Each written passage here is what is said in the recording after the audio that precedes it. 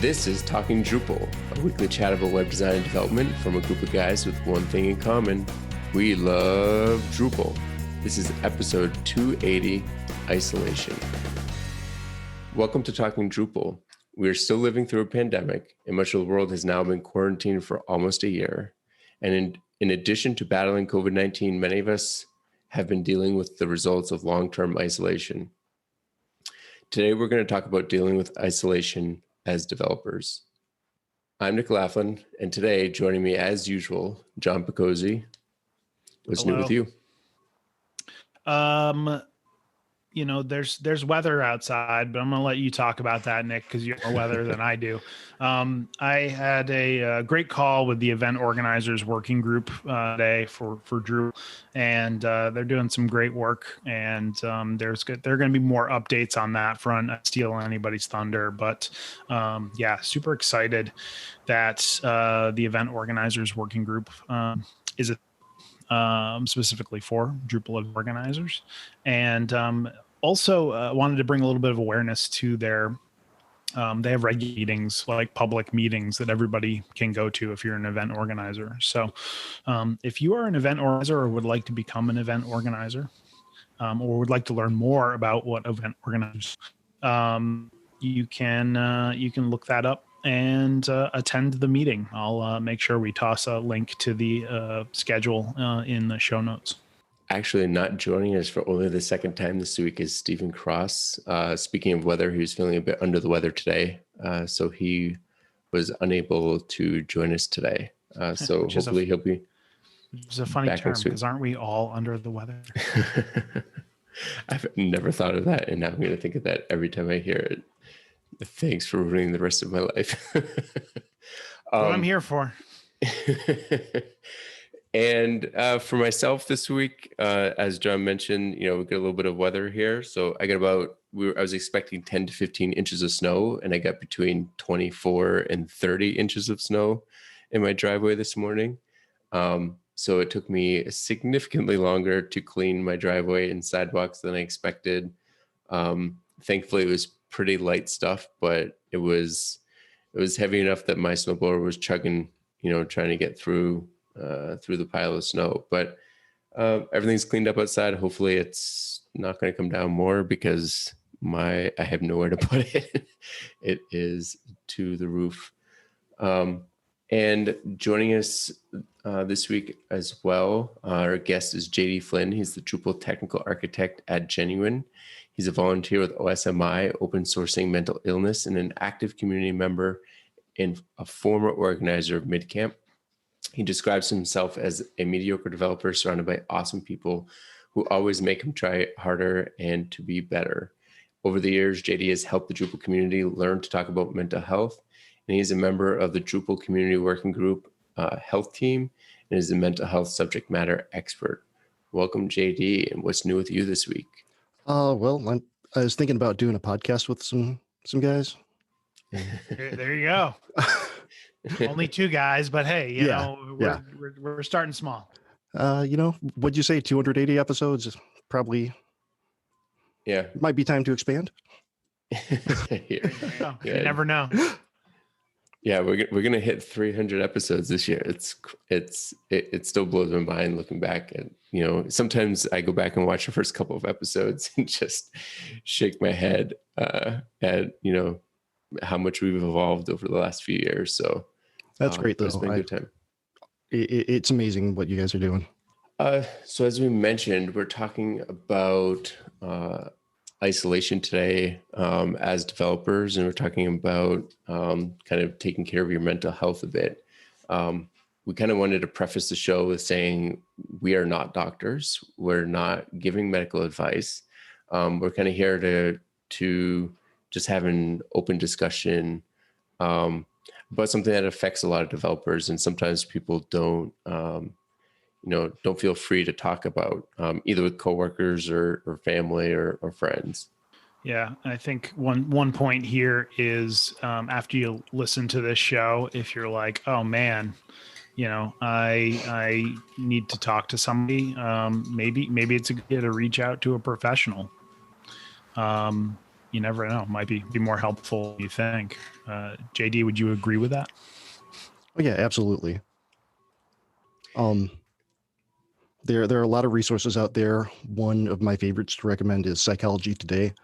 And not only because it's a Drupal site last time I checked, but also because they have a great tool where you can find a therapist based on location, based on age, based on all kinds of factors. You could get really granular depending on what your situation might be, what specialty you're looking for. I can't recommend it enough.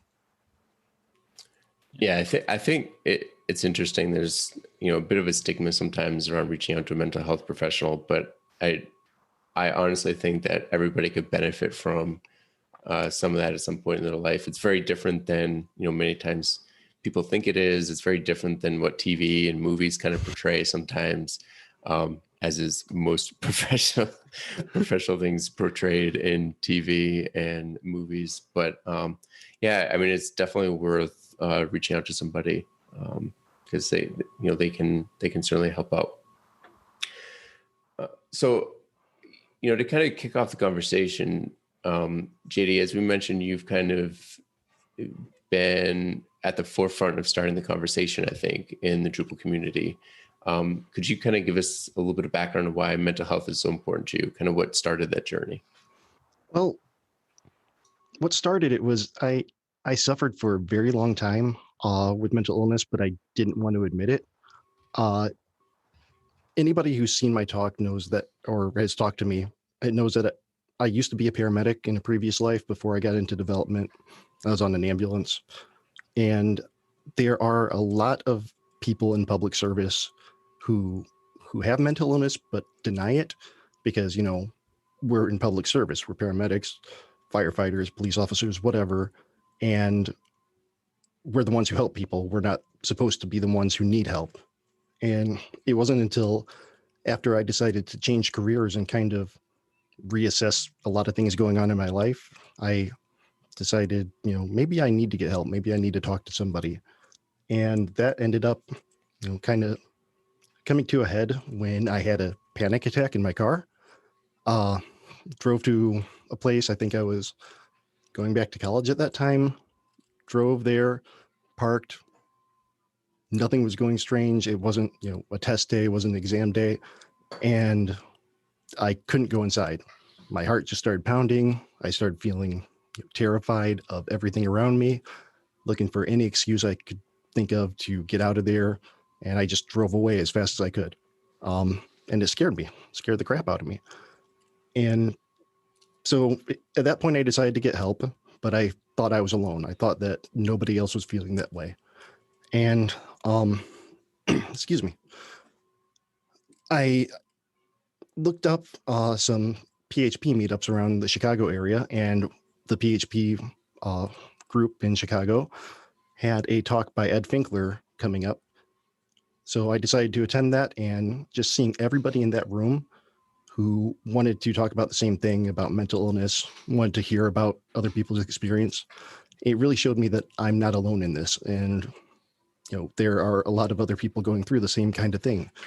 And just hearing somebody else talk about it was pretty amazing. Sorry, JD. So that talk was about mental illness or anxiety. Yeah, it was. I think the talk of it was, or the title of it was, "Erasing the Stigma." And Ed Finkler, he founded OSMI, OSMI. Okay. It's a nonprofit out of Lafayette, Indiana, but we've got volunteers worldwide doing things to just erase the stigma around mental illness. And how long ago was that talk? Just out of curiosity. Oh, that had to have been 4 years, maybe more. But he's been doing it a lot longer than that, I believe. I think he actually did it at DrupalCon a few years ago. Oh, really? Can you expand a little bit about OSMI actually? Because that's something that you definitely talk. We'll have links in the show notes about this, but that's something that you bring up a bit in your talk, I know, and I think it's a pretty invaluable resource. Can you talk a little bit about what the OSMI mission is and how they can be how they can be helpful? Yeah. So the big thing is erasing the stigma around mental illness, specifically in the tech community, but they have resources that are available to anybody. So Ed started off where he was at a job. And don't quote me. I'm, doing the friend of a friend of a friend told me this story. I've heard it several times. But in case I say something wrong, Ed, don't come after me. So he was at a job and he was having difficulty, didn't know who to go to at the job, and then realized that there was a huge gap in coverage and care from physical illness and to mental illness. So he started doing some research on it, started opening up the conversation, and eventually founded OSME as it wasn't a 501c3 at the time, but eventually they got their nonprofit status. And since then, they've published 3 handbooks that get updated regularly for employees, employers, and like HR professionals. And we do speaking campaigns, which haven't been as prevalent over the past year, but a lot of us go out and speak. Some people do the blog post. Some people work on the website. We have, I believe, a couple of psychologists or psychiatrists who volunteer to go over some of our information, and a lawyer or two who volunteer to just make sure that we're not saying the wrong thing in the handbook. Okay. Very cool. Yeah, definitely check it out. And, I know that you are, you're kind of a huge voice in at least the Drupal space for mental health and awareness. Can you just tell us a little bit more about your specific efforts to bring awareness into the community? My biggest thing is I want to start a conversation. And when I give my talk, that's the first thing I say. Much like we preface this show with, I open up with, "Not a doctor. I'm here to have a conversation. Feel free if you have questions, jump in.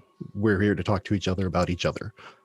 And I found that after I give my talk, even after the Q&A session that I give after it, I usually get a lot of people who come up to me afterwards and they just want to talk. They want to, start their conversation. They may not have felt as comfortable saying it in front of everybody in the room, but oftentimes it's the first time they've told anybody who wasn't immediate family about what was going on. And so just knowing that people are looking to me as that kind of resource or feeling that comfortable with me is pretty humbling. I've also had some people who contact me out of the blue who say, "Hey, I showed somebody your video," since Kevin Thull records most of the conference video or camp videos, puts them up on YouTube. But I get a message, "I showed somebody your video and it really helped them, so thank you." And I don't do it for recognition. I do it because I want to help people, but the recognition is kind of fun.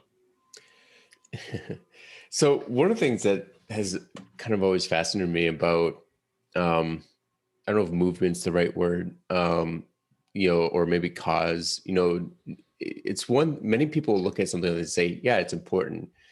People should be more aware, and that's kind of one thing. It's one thing to be supportive. It's another thing to be, one of the people at the forefront in a specific community raising that. I'm fascinated a bit with, how you came to that decision to say, hey, aside, you talked a little bit about, what drove you to start looking for help yourself, but what was kind of the thing that drove you to start talking about it in the community more openly? What made you decide that, hey, this is an important topic that people need, not just me, other people need to know about this? And how did you come about that decision? Well, it was a tough one. Half of it was I wanted to start speaking at events, and I didn't really know what topic I would want to cover because everybody out there is smarter than me. And the other half is the talk that Ed gave really changed my life. So I actually, that's the first time I reached out to him after seeing his talk and asked him, "Hey, do you mind if I do this kind of talk?" And his answer was, if you want to do it, you could take my talk. I have it open sourced. You could copy mine word for word. So I started wearing glasses, grew a beard, and I did take a lot of inspiration from his original talk. But mine, I think, has evolved quite a bit and diverged from, me doing essentially a remix of his to, making it my own. Yeah, I think what you do is definitely a service to the community. It's definitely something that, part of removing the stigma is being open, but I can certainly recognize that it's not easy to be the first or the main voice. I would hope, and from what I've heard, the Drupal community has kind of raised that challenge and has certainly been welcoming, but that doesn't mean that it's any easier to be, the first one or one of the first ones to be so vocal. Well, I'm glad that, people are talking about it, and that, I am starting conversations. So that's pretty amazing to me. So, we kind of started today off talking about isolation. And I think it's a topic or it's maybe it's a mindset or a situation that people have been in this year that maybe a lot of people aren't used to being in. So when we say isolation, what do we mean by isolation? What does isolation mean to you guys? Maybe. What does isolation mean to me? I mean, isolation, I just equate isolation with being alone. I think a lot of times I think of older folks, especially in the current situation where you live alone. You are definitely isolating or isolated. But I'm really interested to hear JD's take on it, because I'm sure that my view of isolation is very narrow. Well, I think everybody has their own view of it. And one thing I've come to understand is that your perception is your reality. So what's isolation for somebody may not be isolation for someone else.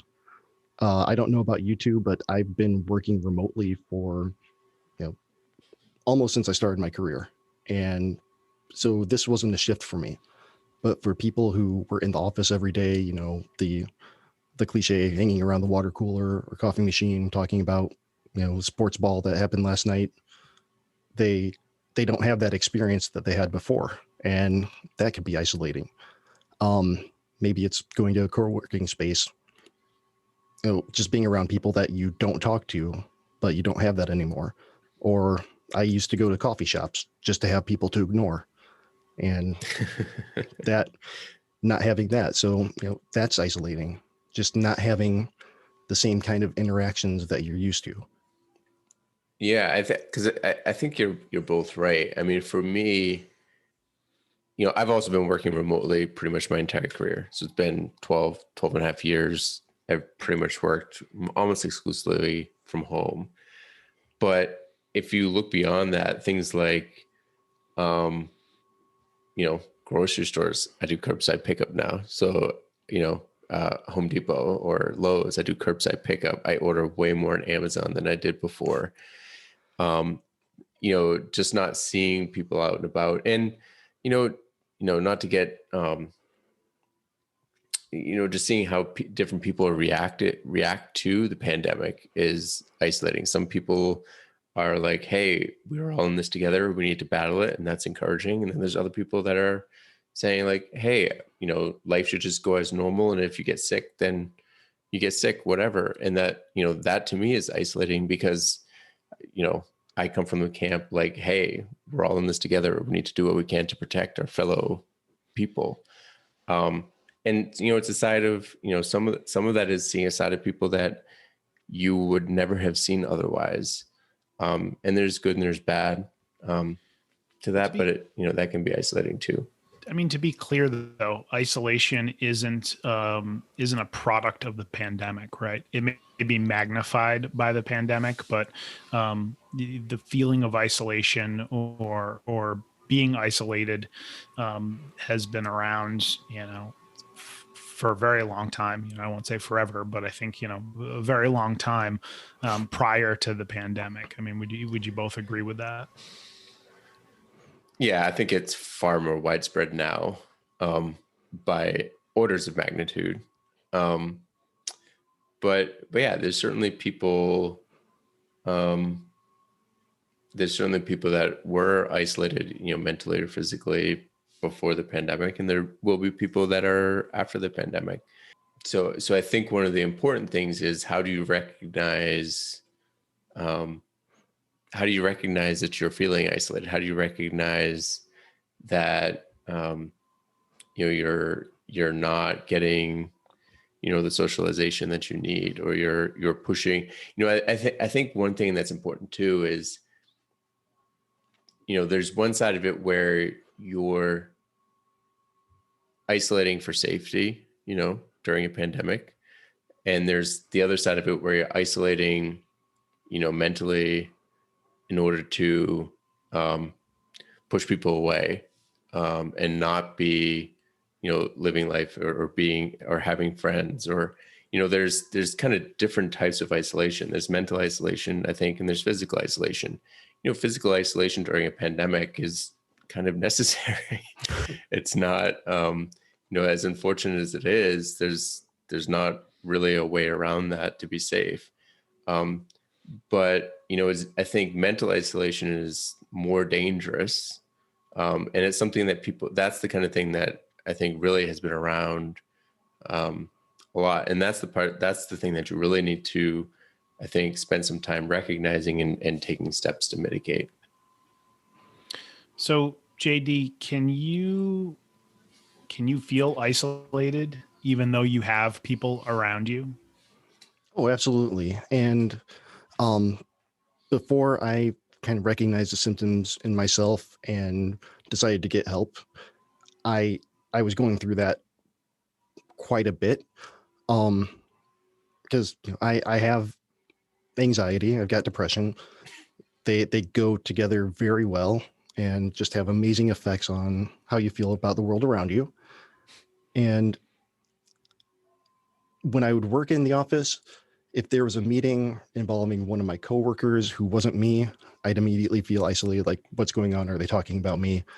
Why am I not included on this? Just being paranoid about things happening around me. So I felt isolated that way. Uh, if you're working for a company that's only partially remote and you're one of the remote workers and everybody else is in the office, that's definitely isolating. So yeah, you can have a mindset, whether intentional or unintentional, that you're isolated, even if you're surrounded. Got it. And then you touched on this a little bit, but let's get into some more details. What are the signs that you may be suffering from isolation, or you may have a isolationist mindset? It's really hard to recognize in yourself, Okay. because you don't necessarily recognize the changes, and signs may be different for a lot of people. It could be sudden or not so sudden onset of depression, just realizing that you're not living the life that you used to. And there's I don't know if phenomenon is the correct word for it, but a symptom of the pandemic, that pandemic fatigue, where people are just exhausted, because usually we have an emergency that lasts for a little bit, just one and done. But this has been going on over a year now, and people are tired of it. Our fight or flight has flown. We don't have the energy to fight it anymore, and that could feel isolating too, because you're not by any fault of your own, but your brain is telling you to give up. It's interesting, because that was my next question, or my follow-up question was, like, are the signs visible to you, or do you need to rely on people around you? So it sounds like, you may be able to deduce a little bit that you may be suffering, but typically it's going to be other people kind of noticing changes. Is that fair to say? Yeah.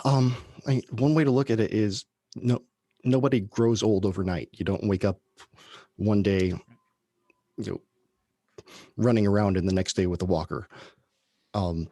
It's a subtle change over time. And even though not over the same amount of time, it can be a subtle change where gradually between over weeks or months, you realize that you're cutting people off, or you're feeling cut off from the world. You're feeling like nobody's talking to you.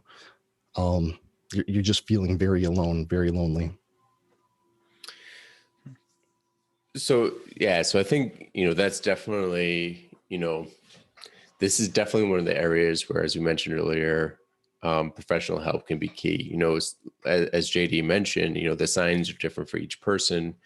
And, one of the things that professional can really bring is they know all the different signs, and they can help you kind of recognize those in yourself. And one of the key things that I think people take away from therapy is recognizing patterns in yourself and when you need to change a pattern. So yeah, if it's something that you're concerned about in yourself, it's definitely something you should reach out to a trusted, somebody that you trust, and maybe look to a professional, because the signs, as JD mentioned and John hinted at, the signs do vary, from person to person. And, it's sometimes difficult to see in yourself. And that first step, the first step in most things is reaching out to somebody and asking for help. So what are, you mentioned the fight or flight, kind of running on empty for a lot of people, which is understandable. What are some steps that people can take to kind of process, recognizing this, or and learning to cope more appropriately? That's a tough one. And yeah, again, preface this response with, I'm not a doctor. There are a lot of steps that I've taken, reaching out to people via text, or, having virtual coffee get-togethers, or, drinks after work, where just, hop on a Zoom call just like this, and hey, how are you? And it's nice to have any kind of interaction, even if it's not, patting each other on the back, shaking hands, hugs, whatever your pattern is. But still having some kind of human interaction, just being able to talk to people, even by text on Slack, maybe not necessarily people that you work with, to keep some semblance of a work-life balance. Yeah, I think that you said a couple of really key things there, I think, that stood out to me. One is, I think it's really important that, especially for people that aren't used to working from home and it's feeling really isolating. And we talked a little bit about this last year, I think, on one of our shows, when we talked about working from home. And that's, make sure you have that work-life balance, have a work location, have a work time, and try to separate, your daily life as much as you can from a working and non-working section. Because if those bleed together too much, that's kind of a fertile breeding ground for, a lot of issues, not just isolation. Yeah, burnout is a huge thing, especially now, because, like you said, the separation isn't necessarily there.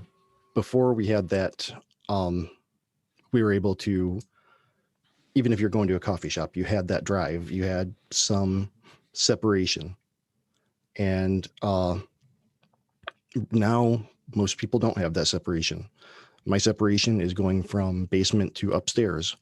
And it's really easy to get an email on your phone and be, oh, you know what? It's not going to be a big deal. I'll run downstairs, take care of it. And instead you end up spending the entire night working when you don't really need to. And the next day you feel like crap for doing it, but you get up and do it again. You still need that work-life balance. The other thing that, go ahead, John. I was just going to say, it's interesting because you have to know what kind of person type, I guess, you are too, right? So like I was very much like go to the office. Oomph would do work from home days. We have flexible work schedules and whatnot. So I'd work from home one day a week, but I typically would like to go to the office and interact and whatnot. And um, in the first 3 to 6 months of the pandemic, I would say that it was kind of hard for me because I was like I got to get out of the house. I got to get out of the house, and like I don't know if I don't know necessarily my mentality has changed, but I've been able to cope with it a little bit better by having Zooms and doing some of those things that you're talking about, a happy hour at different parts of the day and whatnot. So now I'm more like, oh, I can wear pants today. Cool. I'm going to do that. So it's interesting. Yeah, I think a couple of things that are, as JD said, none of us are doctors here, but I think there's a couple of things that most doctors or psychiatrists or therapists would agree on is, one thing is take it one step at a time. Don't feel like if you do recognize you're feeling isolated, don't feel like, hey, I've recognized it, I should be better tomorrow. It's with anything in life, it's a process. Look at the small victories, set goals for yourself, and try to achieve them one at a time, and make sure that they're SMART goals, the goals that you can, I don't remember what the SMART acronym stands for off the top of my head, but it's a thing and it's a valuable tool. If only there were a service where we could look that up and get. Yeah, we'll put a link in the show notes. And can I jump in real quick because Sure. Something John said really stuck out to me. Now that we're a few months in and starting to become more normal, towards the beginning, and another one of those phenomena, like pandemic fatigue, we're going through the 5 stages of grief, and most of us have made it. Well, many of us have made it through, but we're grieving for the world before. We're grieving for how we used to have the freedom to go into the office. We used to have the freedom to hang out with other people. And I guess technically we still have that, but those of us who value logic and science are staying away from other people to protect ourselves and other people. But you reach that point after the 5th stage where acceptance, okay, this is how life is. This is my life now. And if it comes back to normal, great. But I can handle it at this point in time. Yeah, you hear the term the new normal, right? So like that's like the acceptance stage. Like, hey, we're in the new normal now. Okay, well, I've accepted it, and I'm moving on, or just moving in a different direction, right? We've gone from unprecedented times to the new normal. I think that this is part of it too, is shared experiences. Like JD, you said earlier, many times when you're going through something, you feel like, hey, and this is really isolation too. I'm the only one going through this. I'm the only one that feels this way. And the truth is, especially in this case, everybody in the world has been affected by this. And so sometimes just talking to other people about how they're handling things, what they're, feeling, how they're processing it can be, just knowing that other people are going through similar processes as you can be helpful. And I think the final thing I would say is just find, you have to find ways, for example, I was just thinking about this the other day. My wife and I used to eat out a fair amount, and we used to go to restaurants a fair amount, and we don't do either of those right now. We end up cooking almost every night. And I was like, my goodness, how do we, it always felt like I enjoyed cooking, but we only cooked a few times a week, and it felt like a chore sometimes because it's just like, it takes half an hour to get everything ready. But now it's like every day we're cooking pretty much, and it doesn't feel like a chore. And it's like, oh, because, we would go to a restaurant, but it would take us 20 minutes to drive there, 20 minutes to drive home. That 40 minutes we're saving is now going towards cooking, and just finding 20% more. probably more than that, but finding finding different ways to allocate some of the time that you used to allocate towards driving to work, or going to a restaurant, or driving to a friend's house, those kinds of things. Finding ways to dedicate that time that constructively is something that can be really helpful too. And like I said, it can take time. I've picked up a lot of hobbies over the past year. What are your pandemic hobbies? Drums. I picked up a drum set and decided to learn that. I've built a gaming PC. I started making YouTube videos. There's been a lot of things that just pass the time, because there's a lot more quote unquote free time now than I had before. I have got to know, how did you buy a gaming video card? Because I've been trying to buy a video card now for 4 months and they were sold out. I forget which site I bought it from. It was either Newegg or Amazon, but I went to PC Part Builder and found whatever card, or the card that I wanted, and just followed the links until I found one in stock. So you got lucky, is what you're telling me? Because very lucky. Because I followed the same process, and I've been trying to buy a video card since November now. Anyway, so bringing it back, topic at hand here. Although video cards are very important, JD, when you've kind of like identified that there could be a problem, or somebody around you has identified that there could be a problem. You've tried to, you've tried to go through some processes to cope with the, with it. When you look for help, is it like the second you think there's a problem, or is there some, kind of prescribed amount of time before you should really go and investigate professional help? Not a doctor. So I think that it depends person to person.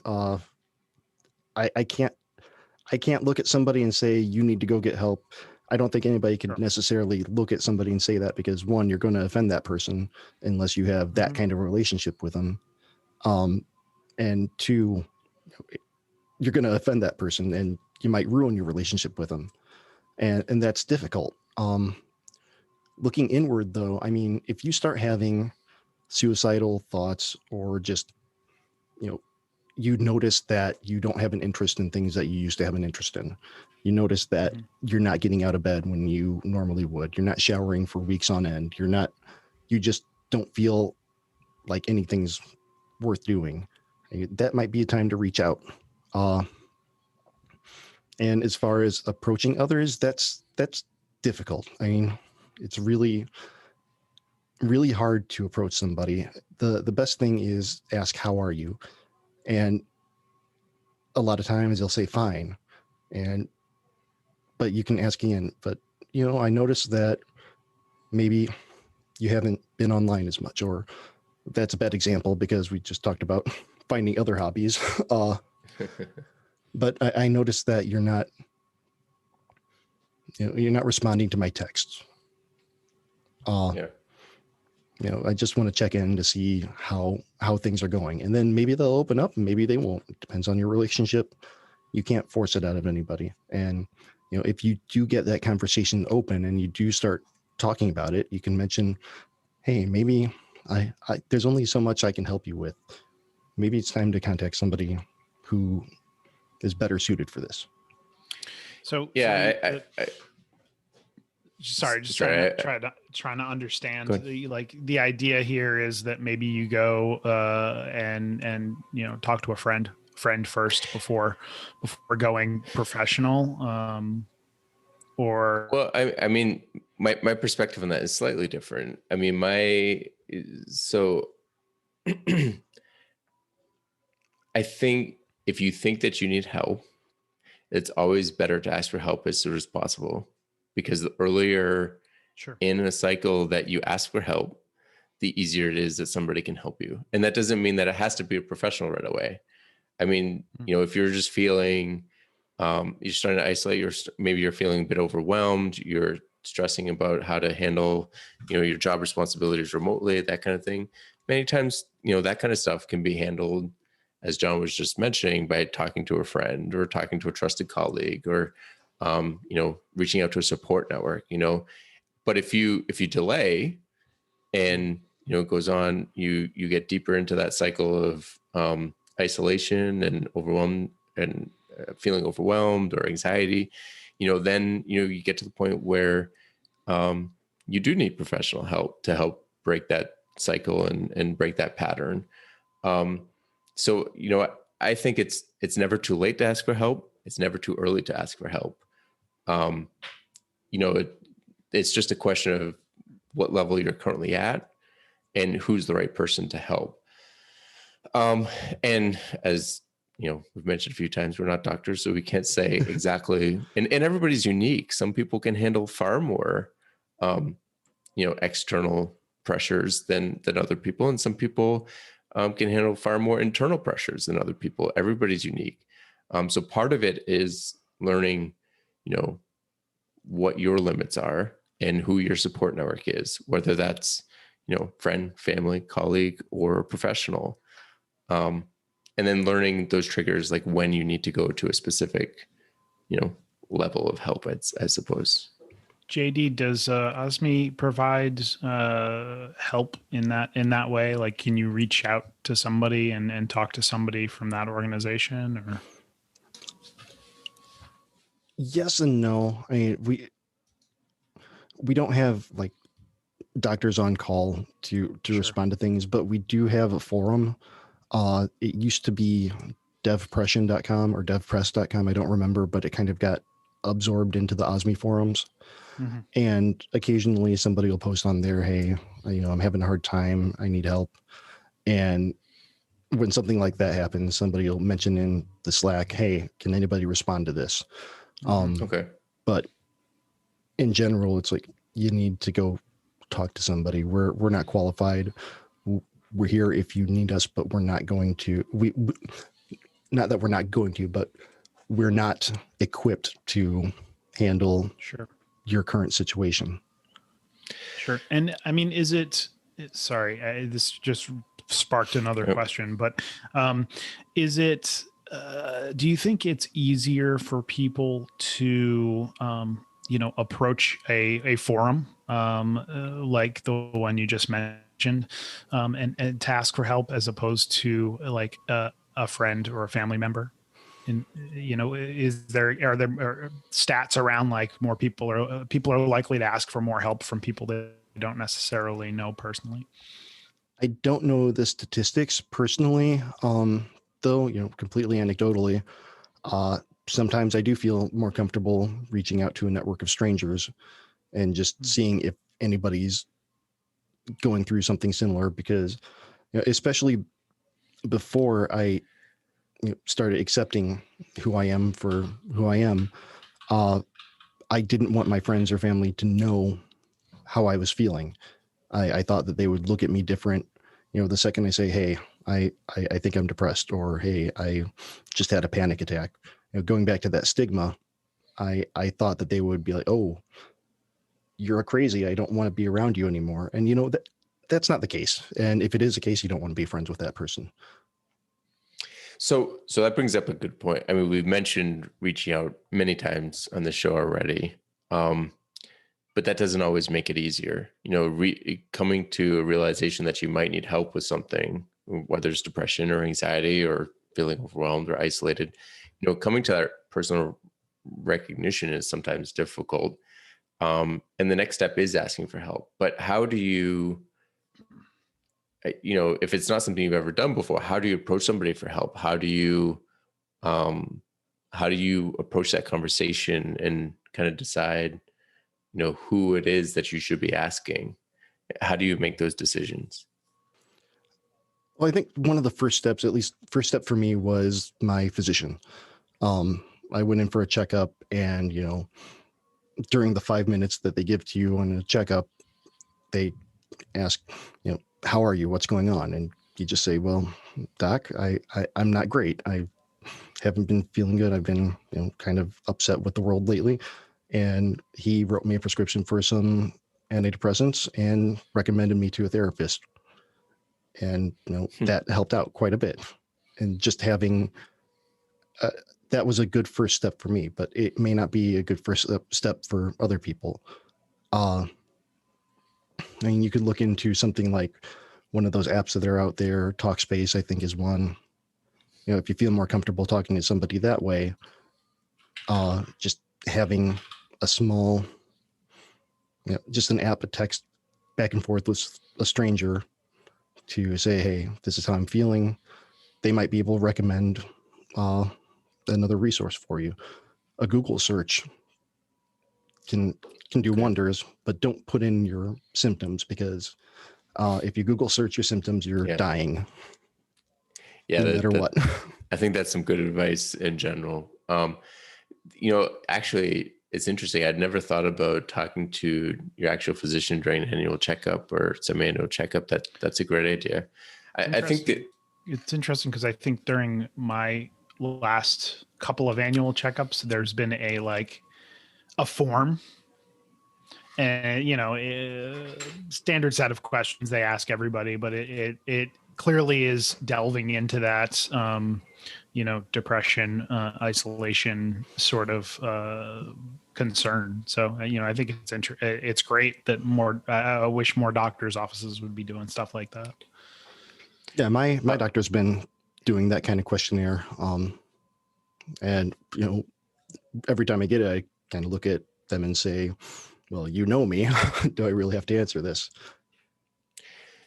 Yeah, I mean, I would, the only thing I could say really about this is it is a difficult conversation many times, but that doesn't mean you can't do it. Mm-hmm. I think the things that, and asking for help is the first step. I think the best thing you can do for yourself is make sure it's somebody that you can trust, whether it's your doctor or a family member that you can confide in or a friend that you can confide in, because that will make it easier. And then to make it easier for yourself, just be direct. Don't beat around the bush. Don't, prepare the person for the conversation that you're looking to have. I wouldn't just blurt it out, but being direct can really reduce anxiety in those kinds of situations, because it allows you to start addressing the topic rather than the person trying to figure out, what you're trying to hint at. So, take some time, think about what you want to say, find the person that you want to say it to, find a time when you could, be in private with that person and be direct. And I think that's the most I can say about it. But that doesn't mean it's going to be easy, sometimes to reach out. Until we do defeat the stigma, I think that the world has, it's never going to be an easy conversation. We've got a long way to go for that. But,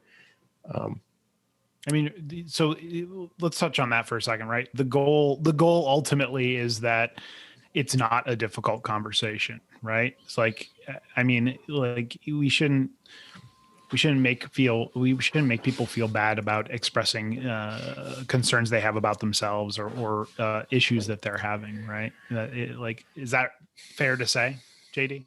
Yeah, I mean, when you break an arm, you go around asking people to sign your cast like a badge of honor. But when you have a panic attack, or if you get in a depressive state or get diagnosed with ADHD, you don't want to tell anybody just by instinct. And there's a video that I used to play during my talks of, what if we treated people with physical illness or injury the way we treated people with mental illness? And, one of the things was somebody in a wheelchair having a difficult time going up a hill, and their quote unquote friend saying, well, you're just not trying hard enough.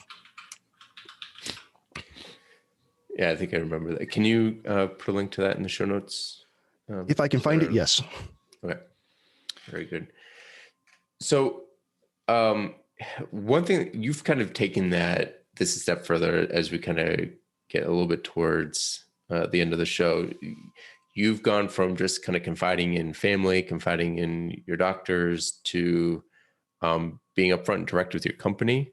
We talked a little bit about how you talk to the community as well, but I'm curious about how you when you made the decision to approach your company about this, and how that conversation kind of has evolved over the last few years. Because I know that's something that you bring up in your talk a little bit, but I think that's become a key resource for you. So it'd be interesting to hear how that came about.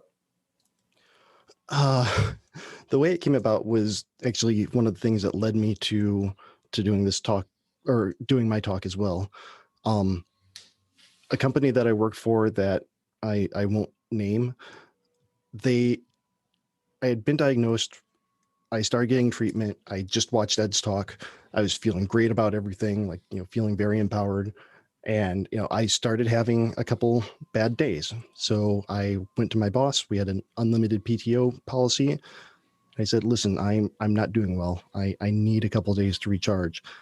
And they gave me some slack about it, which I completely understand because it was sudden. It wasn't like I requested 2 weeks in advance. It was, hey, I'm not okay. And then, feeling empowered, I said, I have depression. I've been diagnosed. I need a couple days off. And it was pretty much, oh, I can't have this conversation with you. Bye. And a few minutes later, I get a call from HR. And usually, if you're familiar with your HR people, it's not for a great reason. And it just started going downhill from there. I got put on a performance plan where they were prescribing everything I did during the day, which doesn't really help things. And I just wasn't really thriving there. Okay. I'm struggling because it seems like a really messed up situation, but I want to clarify a little bit. So you had a unlimited PTO policy. You said that you needed a couple of days off, essentially could be equated to sick days, right? Yeah. And they gave you grief about it because of the timing of it, or because... It was the timing. There was a project in the works. So it wasn't like, I was sitting on the bench waiting for something to come down the line. So to their credit, there was something happening, work that I needed to do, but I was slacking on it because I couldn't concentrate because I just wasn't in the right mindset. And having a couple days to step away from the computer, sit and just breathe really would have benefited me. And then you brought it to your supervisor's attention, like, hey, listen, I have this, condition. Like, I need some time. And they were like, well, we can't talk about this. You got to go to HR. Yeah. And a lot of companies will do that because that's essentially, well, no, it's not essentially. It is disclosing disability by saying I have a disability, or I have depression, I have ADHD, I have, PTSD, whatever you say. When you disclose a disability, a lot of companies, their management or supervisors aren't trained to handle that. And their policy is direct them right to human resources. Which then becomes it's a medical, what do they call it? It's not a medical condition, but a medical stipulation of your employment or something to that effect.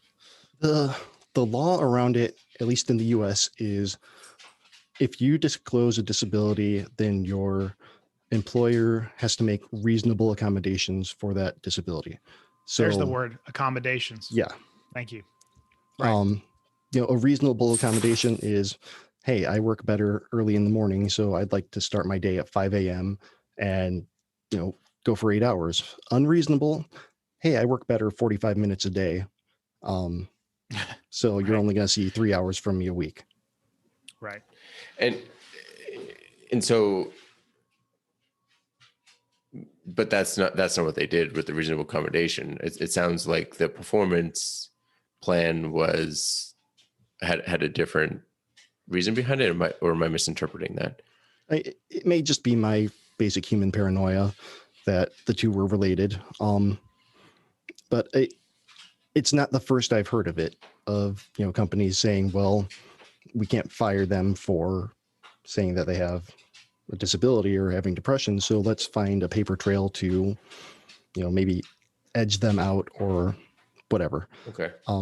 either way, it was a good thing because one, I didn't want to work for that company after that, and it inspired me to go out and start the conversation to hopefully make people feel more open. And hopefully, when I give my talk, I want to see HR professionals in there. I mean, I love talking to other developers. I love talking to designers, but if I could get the HR team from every company to sit in and hear that, I think the world would be a better place. So how did you have this successful conversation? Because we know that your current employer is much more supportive than that previous employer. So how did you kind of approach that conversation, and how did they kind of meet you from their end? Well, I've been giving my talk for a few years now. I've been with Genuine for 2 years now, and at the time I was hired, if you Google my name at that time, you'd find my videos. So cards were on the table, and that it's been that way for past few employers, and it's really freeing because they know what they're getting. It does exactly what it says on the tin. I'm me, and this is what I come with. But at the same time, I try not to ask for unreasonable things. I work better a little bit earlier.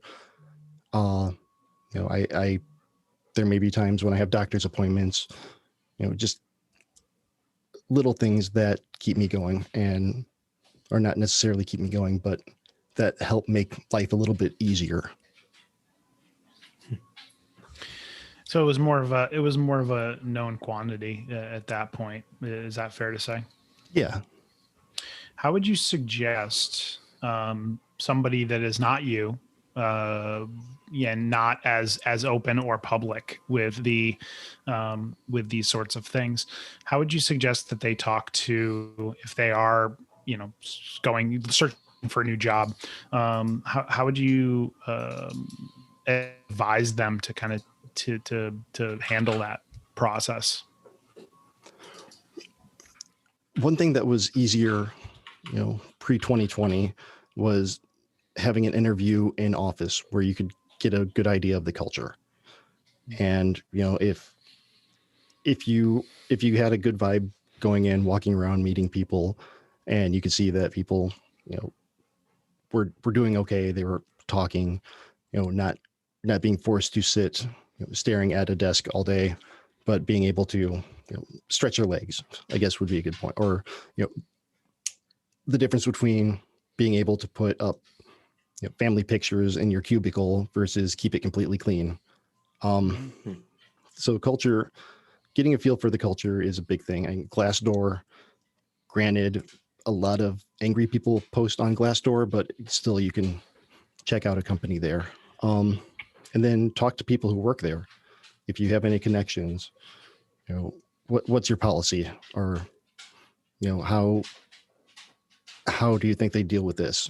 And that might be a difficult conversation if you haven't talked to that person about what you're going through. I mean, do you think it's worthwhile to just flat out, ask questions in the interview process of how they, how they handle mental illness, or what their stance is on mental illness? I mean, I would imagine that if they automatically ding you for it in the interview process, then they're probably not a company you want to work for. But legally, they can't ding you for that. But they could, say wasn't a good fit for other reasons. Right. And that's an interesting thing that you bring up, because one of the things that OSME does is a survey, an annual survey. Mm-hmm. And one of the questions is, how would you feel about disclosing physical illness to a potential employer? And the other question next to it, how would you feel about disclosing a mental illness to a potential employer? And the negatives for physical were about 25%, so no, or I don't think I would. And for the mental illness, it was closer to 50 to 60% of the no, I don't think it would. I think it's even larger than that. Yeah, I was gonna say that's lower than I would have thought. Yeah, it's not something that people are comfortable with. Sure. It's definitely difficult because, you walk in with a cast on your arm, they're not going to worry about it. You walk in saying, I have depression. Oh, this person's going to be a liability. Mm-hmm. Yeah, I mean, it's a personal decision too. It's one of the, and many times you can work to change the culture internally too. But if you don't get the job, you can't advocate for that change. But it's definitely a personal decision on, how much you disclose to who and when. That, and it's a double-edged sword, because if you disclose to your employer that you have depression, the second that you say I have a disability, you become protected under the ADA. But and legally, you don't have to disclose what that disability is. You just have to say, I have a disability. Their response, what are the reasonable accommodations that we can make so that you can do your job? But, if you don't disclose that you have a disability, and, a worst case scenario, you have a depressive episode, have suicidal thoughts, end up in a 72-hour hold at a hospital because a family member saw that you were talking about suicide, called an ambulance, they take you in, and the judge signed off, you get a emergency detention order. That's 72 hours. You don't show up to work for 3 days. If you don't have that protected status, you don't show up for work for 1 day. Hey, no call, no show, you're done. Yeah. Yeah, it's definitely something to consider. It's not an easy decision either way, I think. And to be clear, does the ADA provide protection for mental illnesses? Yes. Okay. Yeah. It's considered a disability, and the OSME handbooks are based on the ADA. Okay. So very good. I think we have this has been a great show, great resource. We appreciate you coming on, JD, to talk about this. Before we end the show, though, you mentioned a couple of times the video that you have. Can you give us a link to your video and tell us a little bit about the "It's Okay Not to Be Okay"? Yeah. So I started a YouTube channel a couple months ago that I really need to be more active on, but initially it was just to be a dev tutorial. I did a series on Doxel, how to use that. And then, over the past year, in 2019, I went to about 13 different camps, spoke at each of them. And it was a big part of my life. And 2020, I didn't. So I really wanted to find a way to put my message out there in a consolidated version. So I decided, I'll use my YouTube channel, and my 2 subscribers might see it. And, it's gotten some really good feedback. Had a lot of people who've seen it who just say, hey, thanks for doing that. I needed to hear it. Very good. Yeah, I remember watching it when it first came out, I guess, and just thinking like, wow, that is a really great message, and definitely kudos to you for putting it out there. Oh, thanks. I miss talking. I miss karaoke. I miss a lot of things, but we'll get there. We will. I think we all miss a lot of things. That's for sure. If you have questions, feedback, or topic ideas, reach out to us on Twitter at Talking Drupal. You can also reach out via the Talking Drupal channel on Drupal Slack, or email us at show@talkingdrupal.com. You can get show updates by signing up for our newsletter at talkingdrupal.com/newsletter. We also wanted to take a opportunity to thank our patrons for supporting Talking Drupal. Your support is greatly appreciated. You can learn more about becoming a patron at talkingdrupal.com and choose the Become a Patron in the sidebar. Thank you again, JD, for joining us to talk about this topic. It's a little less dev focused and more personally focused. I really enjoy kind of when we go down these paths a bit. So we appreciate you joining us. If our listeners had any questions or wanted to reach out to you, where can they get in touch with you? Twitter is probably the best place that I check most often, at JD Does Dev. Perfect. And John Picozzi, where can our listeners reach out to you? You can find me on all the major social networks and Drupal.org at John Picozzi, and you can find out about Oomph at oomphinc.com. And our listeners can find me, as always, at NixVan, NICXVAN, pretty much everywhere. And if you've enjoyed listening, we've enjoyed talking. See you guys next week. Yeah, have a good one. Hopefully Stephen will be better by then and able to join us.